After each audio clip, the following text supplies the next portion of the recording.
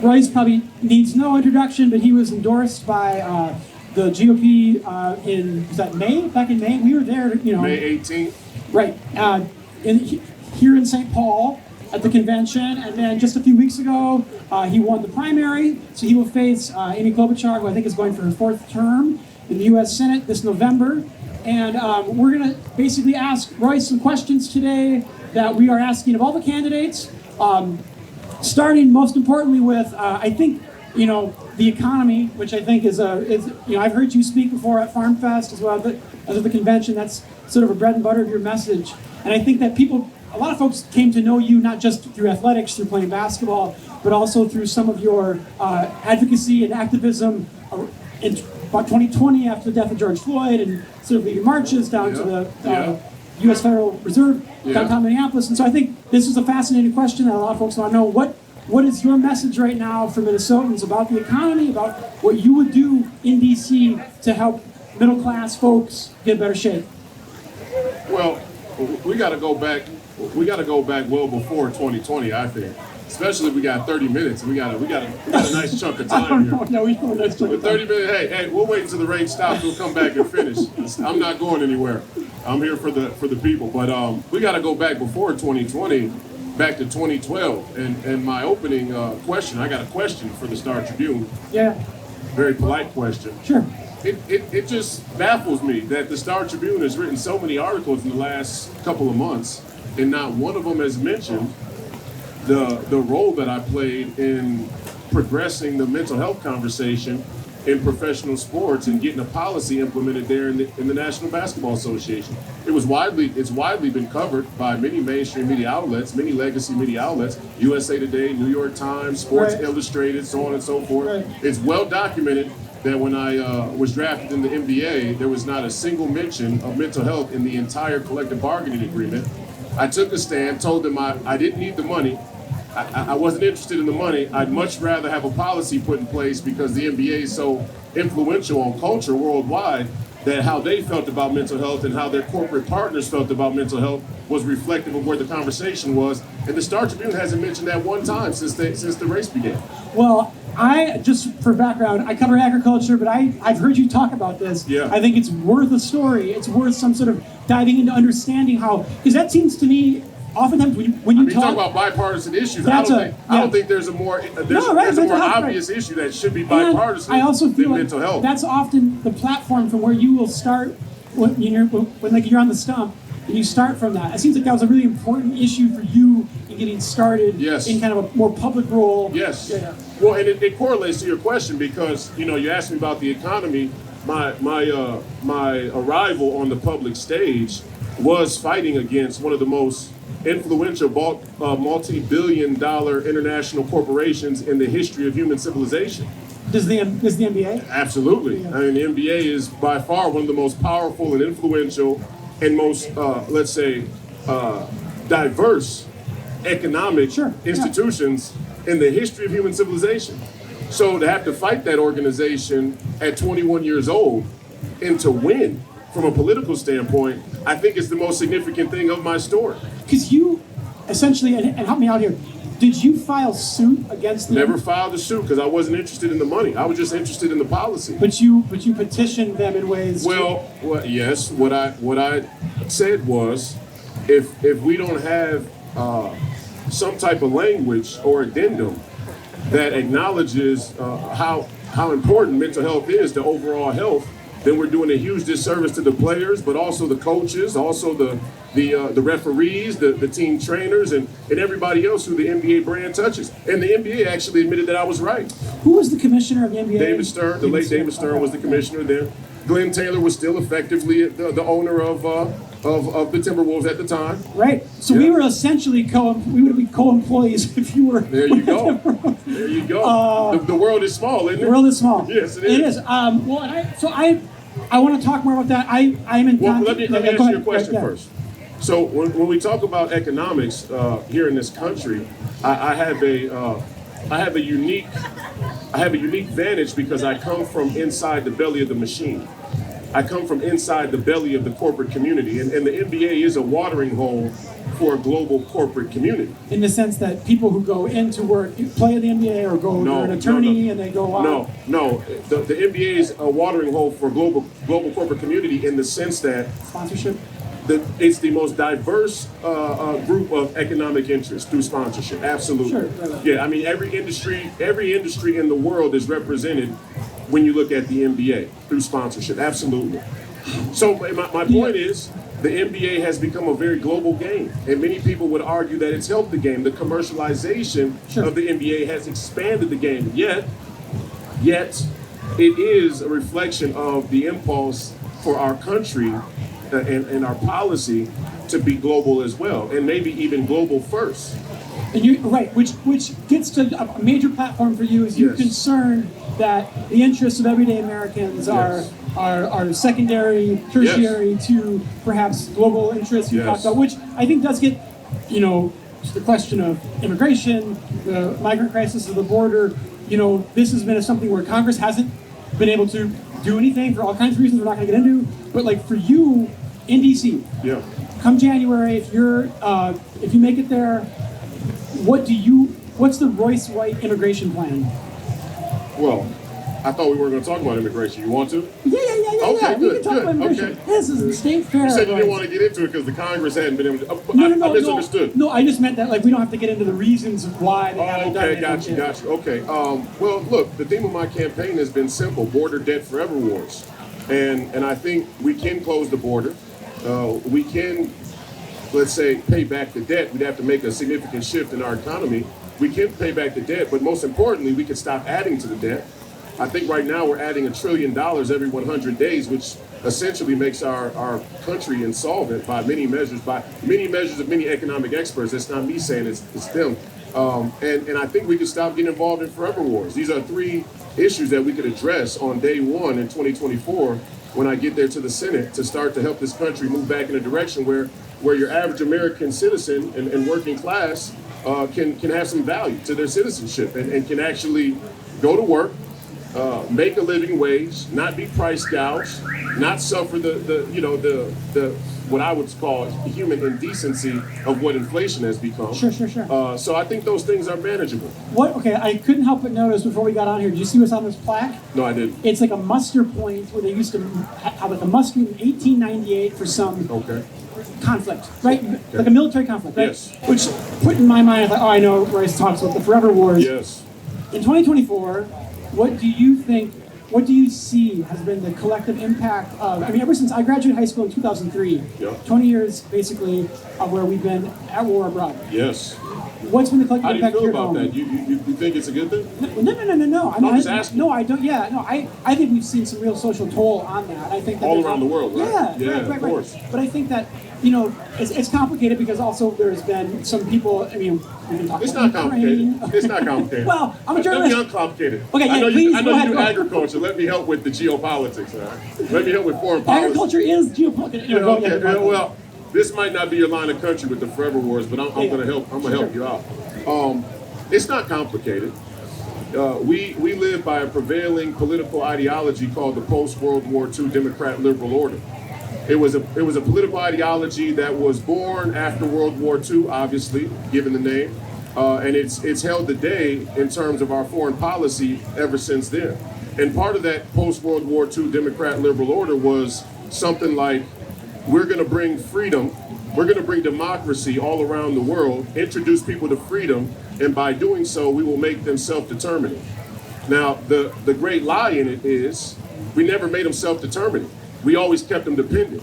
We talked about freedom and democracy from an ideological standpoint, but from a functional and structural standpoint, we never extended the expertise, the skill, the infrastructure, or the structure of government to actually make a country self-sustaining and independent. Are we talking all military conflicts since 1940s? I would say the good portion of them.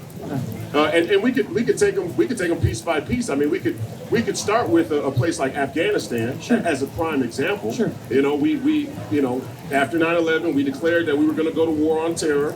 We ended up there in the Middle East. We ended up there in Afghanistan. We spent 20 years in Afghanistan, and what'd you all get for it? Nothing. $6 trillion poured down the drain. And not only that, you got an opioid crisis.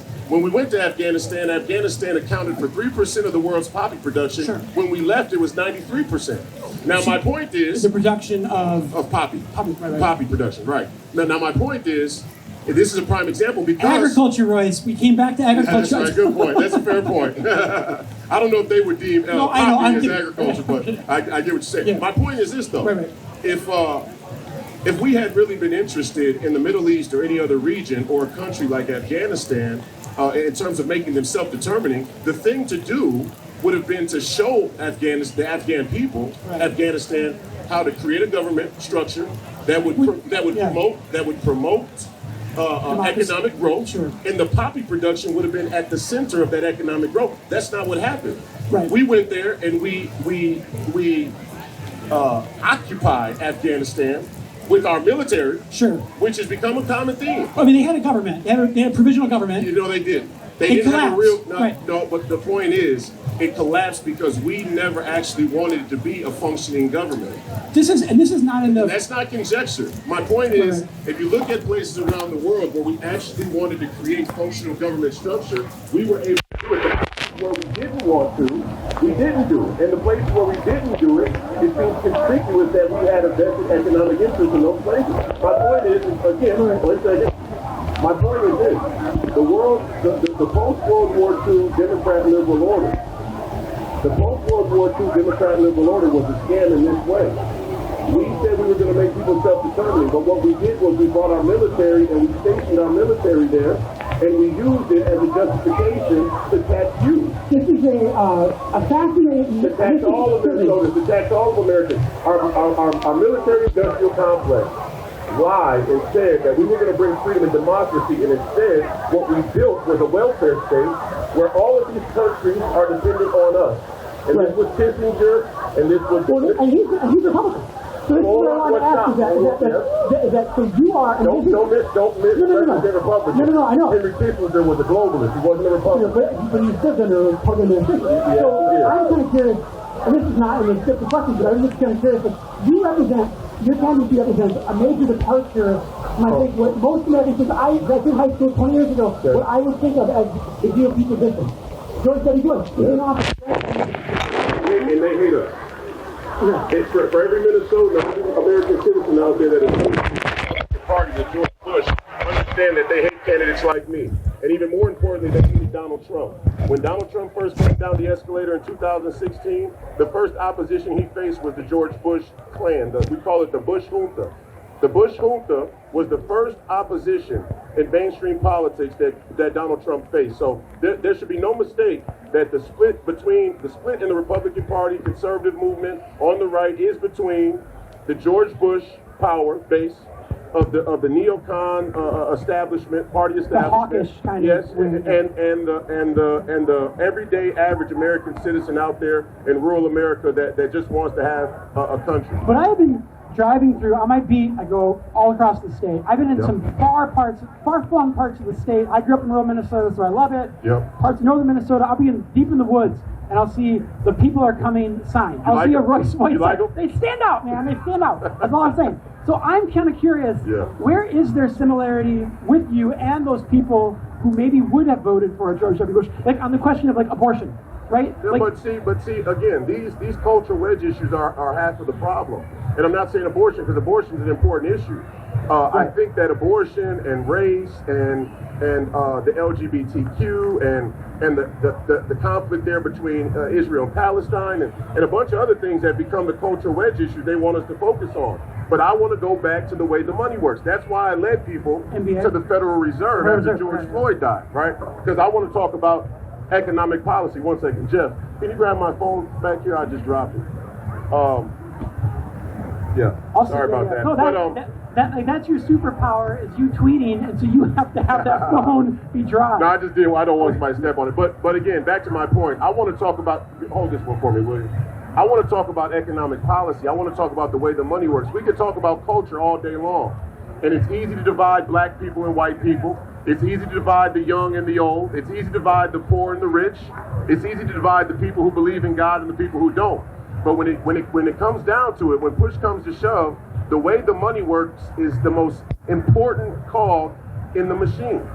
And so again, what George Bush and I would agree on when it comes to cultural wedge issues is completely secondary to me now, because we have a fundamental crisis of the way that the money works.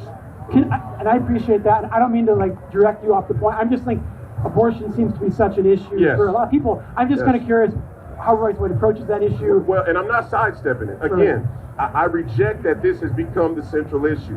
Sure. I reject that this I'm not saying central. I'm just saying. No, I'm just saying. I'm answering the question. How you doing?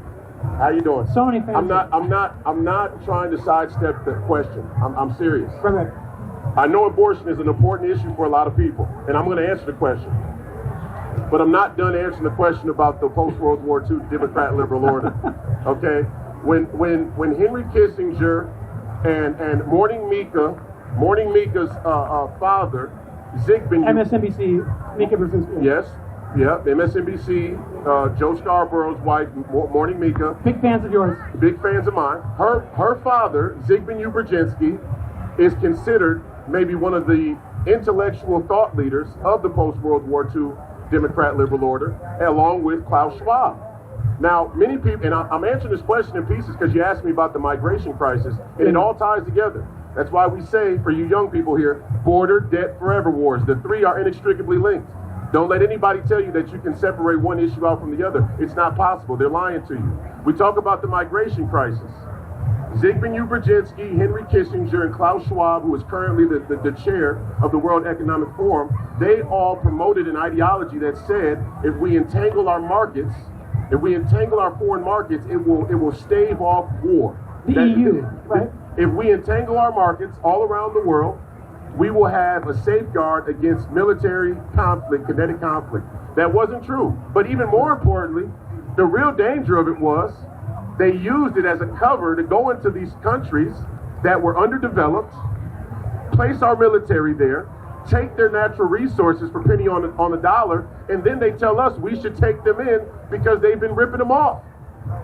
They set up a government structure, they set up an economic policy, they set up an international policy that allowed the government and the military-industrial complex to rip off these third world countries, and then they tell us we should take the illegal immigrants across the border. No, what we should have done was we should have been honest about how we dealt in foreign policy, and we should have made these countries independent. I'm sorry, we should have made them independent. We didn't make them independent. We intentionally made them dependent. And the welfare that people are on in this country is the same sort of welfare that these nations are on, just at a global scale. There's a bit of a follow-up to that. Yeah. Ukraine. Yes. Welfare state. If Royce White's in the Senate, yes. You're one of the. Not another penny. You're in that country club. Not another penny. Not another penny is going to Ukraine. Okay. And for a good reason. I think it's a good reason. The number one issue with Ukraine is this. There was an agreement, and tomorrow morning probably you're going to see RFK Jr., who many on the right have great criticism of. Is he going to throw his it would appear so. It would appear that RFK Jr. is going to throw his support behind Trump. But his followers, though, his fans are kind of they're independent-minded. They're independent-minded, and even furthermore, there's a lot of people over on our side who have great rejection of RFK on a fundamental basis, an ideological basis. Yeah, climate change, or a number of others. But the point is this. The reason why there is going to be any unity between RFK Jr. and Donald Trump has nothing to do with any of the cultural wedge issues. That's why he's coming over, because he understands the third rail of government is the military-industrial complex, and how the military and the security state have slowly but surely eroded your rights and freedoms. And so, and the reason why he knows is because he was there. He was a little boy when John F. Kennedy and Gorbachev sat down and met about NATO not expanding east of Poland a single mile, and we did it anyway. JFK was dead by the time Gorbachev came into power in the 80s. We did it anyway. No, wait a second. We did. What I'm saying is, no, not Gorbachev. I'm sorry, not Gorbachev. The guy who had the shoe after the Bay of Pigs. Yeah. We're talking. Yeah, you're right. I'm sorry. Wrong name. But the point is that there was an agreement that was made that we wouldn't expand east of NATO one single mile, and we did, and we continue to do it. And it was a part of an operation that extended after World War II called Paperclip, where we had all of these satellite militias and states out there in the Baltics and Eastern Europe to run spy on the communist threat in Russia. Now, am I saying that I trust the Russians? Absolutely not. I don't. Am I saying that communism isn't a threat? I think there's a lot of communists here in this country. Do you see? You thought our photographer was a communist? Well, I'll say this. The Star Tribune is a communist newspaper. Well, there's a star in it. There is a star in it. So you endorsed communist politicians. We did endorse. We stopped endorsing that. No, you endorsed Tim Walz. Sure, and he's right. A DFL. He's a Do you know the history of the No. Wait. Let's get clear on this. Let's get clear about this right here. Tim Walz is a communist. Anybody who said, first of all, if you don't understand that Marxism, socialism, and communism are all from the same intellectual tree, then you don't understand politics. You don't understand European politics. You don't understand European political ideas. Can I ask you about Wait a second. We got time. Russian. Wait a second. I'm answering the question. An affinity for the Soviet Union. 1 second. When they were I'm going to answer your question about Putin in a minute. Let me finish about Tim Walz. You see what you're doing? No, I'm not. No, your impulse is to come and defend Tim Walz. That's my point. No, I'm going to tell you. You asked me a question about the communism and the Star Tribune. I'm going to answer that one first. Tim Walz just was on the record saying that one man's socialism is another man's neighborliness. Now, here's the funny, and it all ties back into what I was just saying about the displacement of mass migration and the way our economy works and the way our military-industrial complex told this lie. We were going to make these nations independent, but we didn't. It's funny to me that Tim Walz could run on a platform that promotes socialism as being anything friendly, but then we should allow illegal immigrants to come live in our country who are fleeing from socialist regimes. I mean, doesn't that contradiction weigh on anybody at night? Like, if all of these illegal immigrants, migrants, whatever you want to call them, if all of them are fleeing to our country because of their life conditions where they come from, they live under socialist regimes. They live under communist regimes. So if it was so good, like Tim Walz says, why do they need to come here? I mean, I think having been on the agriculture beat, I went down to Mexico as a photographer to cover a lot of H-2B visa holders who had returned to Salvatierra, Mexico last year when the Windham pork plant shut down. I think that when we got a good hard look at that livelihood, right? And the economic conditions there in central Mexico, right? Yes.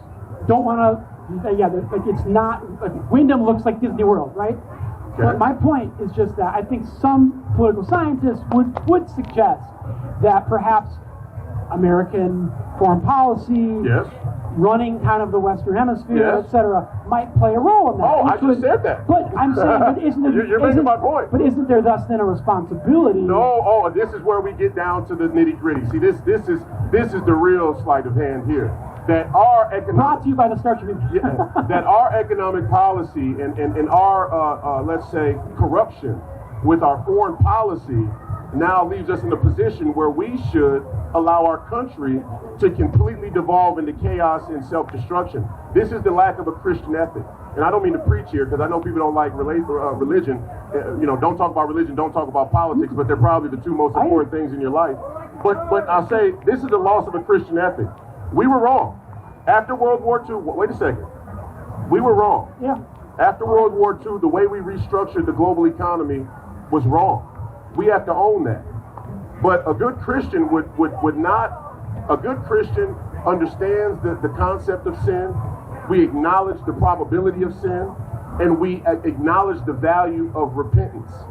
But nowhere in the Christian ethic does it say we were wrong, so we should. Don't you welcome the strangers, though? Isn't that in the Bible? No, wait a second, though. No, wait a second. Nowhere in the Christian ethic does it say that we should take so much responsibility from the way that we mess things up or the role we played in messing things up, that we should allow self-destruction. That is not a Christian ethic. So the answer is, it's not a Christian ethic to say we've done so wrong to everybody else, now it's time for suicide. That's not a Christian ethic. Suicide is never in the Christian ethic. And right now as a country, we're committing suicide. And right now, your academic elites tell you that you should accept this self-destruction and suicide because of how they set up the economic structure. This is the sleight of hand. All of the people who tell you that you should let these illegal immigrants come across the border and get funded by the government, subsidized by the government, while you can't put together $500 in a crisis, all of those academic elites who tell you that were actually involved in setting the structure up to exploit these countries. This is why they talk about how black people are oppressed by a neo-colonial empire, but they still take the cobalt from the Congo. They're still okay buying the cobalt from the Congo when there's some 7-year-old African kid pulling the cobalt out with his bare hands. None of them at Apple are walking out of Apple because of the sourcing of cobalt. It's a contradiction. And tell me when Apple has had a mass walkout. I'll talk to my brother-in-law. He works for Apple in California. Is he walking out? I don't know. He might be. Are they going on strike? Why are hired. they going on strike outside of the DNC? Why are they going on strike outside of the DNC like they're not going to vote for those people anyway? It's all theater. It's all virtue signaling. People like me actually understand what happened to this country, and we want to find solutions, but we have to start from a base reality. Part of that base reality is a real history that we can measure, that we can go back and identify. We have to do that now. So back to your point, I got to answer this question about Ukraine. Yeah. The issue with Ukraine is simple. Nobody in our country would be comfortable or feel safe with the Chinese or the Russians or any other foreign power for that matter putting missiles, weapons up on our border. Nobody would be okay with that. So why should Vladimir Putin allow us to do it? See, this is again. Wait 1 second. I know. No, wait a second. I'm sorry to interrupt. You're in a rush. I'm not in a rush. Our half hour is going to run up, and how long you got? We got like the state, we got like the Minnesota History Museum or something's coming up. Yeah, how long you got? Well, the Minnesota History Museum should wait. History is history, or they can join. Let's see if their history matches We've been my talking history the whole time. Okay, exactly. My point is this. Again, let me finish this, please. Sure. Nobody we talk about neo-colonialism. We talk about the arrogance and the sort of self-absorption and narcissism of the West. If you go to your universities now in the social sciences, a lot of the political message or cultural message is that white people have dominated the Western Hemisphere, and they've oppressed people, and they carry this air of superiority. Yet we are going to tell the Russians, you should allow us to put weapons on your border, but we would never allow you to. Isn't that the same white supremacy that the liberal institutions talk about, the same Western superiority? Isn't that the same Western arrogance that they talk about in all the universities? Why should Putin not be able to say, hey, your missiles are getting too close to my border? And even furthermore, to be honest, and I got to say this with 100% transparency, I don't agree that he invaded Ukraine. It wouldn't have been my choice. But I will say, we have to protect our borders first. If we continue to protect, and here's the other intellectual dishonesty. Here's the other lie. Royce, when it comes to protecting, and we're talking security a little bit here, we're talking borders. I was in D.C. on January 6th, 2021. I don't feel comfortable. Not you. I'm fine. The people who are watching. No, I know. They're all nervous. They know. They're all watching online. Oh, this guy's going to post it, and then they're going to be like, oh. Amy Klobuchar knows. Here's the thing. This full interview may never see the light of day. I was on, we used to live in D.C. I'm laying it down raw. This is as true as it gets. So on January 6th. Step up. Hear the truth. Yeah. 2021, January 6th. Yes. We had a riot, a calamity. No, we're not doing it. It's a fair question. We're doing insurrection. I'm not doing insurrection. I'm talking protecting the voters. There's a wedge. I'm just talking. You're talking about protecting our borders. We literally have the U.S. Capitol. People storming. All of these academic elites. Would you accept? Excuse me, yeah, sir. I'm just asking the question. Sir, we can talk about January 6th, but it's really a moot point because I think the entire mainstream media has shown that they're willing to talk about this, and they will continue to talk about it for the next 90 days and into infinity. There's no shortage of January 6th coverage. What there is a shortage of is sorting out our foreign policy, which is at the root of our political identity in this country. America's foreign policy is at the root of our political identity in this country. I don't need to talk about January 6th. Joy Ann Reid and Rachel Maddow have done it enough. The Star Tribune's done it enough. What I'm going to say to you. I haven't heard you talk about it. I'll talk about it in a second, but what I want to talk about first is this. Fair and free election, or what I want to talk about first is this. What I want to talk about first is this. We cannot defend everybody else's borders more than our own. And the reality is, all of these academic elites, everybody in this permanent political class, they know how the Roman Empire fell. They all know it. They all taught the history courses. They're all very affluent. They're all mealy-mouthed. They all say that I'm not qualified to hold a public office because I didn't get an elitist education. I didn't get no. I'm talking about the Star Tribune. University of South Dakota. No, you represent the Star Tribune. And what I'm saying is that the Star Tribune's position, in print, on the record, their position is that if you don't get a mealy-mouthed elitist education that you can't really afford or you got to go in debt to get, then you're not qualified to represent your own people from your own community. That's their position. There's nothing more elitist than that. We can start there, but the point is not even that. The point is all of them know how the Roman Empire died. All of them know how the Roman Empire fell. All of them know that the Roman Empire fell because they were guarding too many military outposts, and when the Vandals and the Visigoths and all these other crews of let's say barbarians, that's what they called them by their history. Coming down. Yeah, that's what they called them. They called them barbarians. I'm not. The barbarians showed up at their doors, and there wasn't enough Roman legions there to protect the Roman capital. And so Rome was sacked time and time again during the fall of the Roman Empire, and we're headed for the exact same thing. Not only are we headed for it physically, but we're headed for it ideologically. And the real gaffe here is, when I say Tim Walz is a communist, what I'm saying is this: they actually have the audacity to tell you that prosperity and well-being is on the way, but it's not going to involve private ownership. Now you tell me, in what vision of your own life in the future involves prosperity where you don't own your own house, where you don't own your own car, where you don't own your own clothing, where you don't own your own source of water and power? And I know that's already the case. A lot of people don't have access to water and power without the government. The MAGA movement, Republicans, we would like you to have access to those things without having to depend on the government. And we have the technology to do it. They don't want you to be independent of them. They say that independence and libertarianism is a dog whistle for fascism and Nazism and bigotry and everything. No, that's not true at all. The government is corrupt. Do you deny, sir, that the federal government, and we're talking, it's all black people. We're actually over time. It's all black people. Folks would love to talk to you Kamala Harris is the pick because she's the first black woman.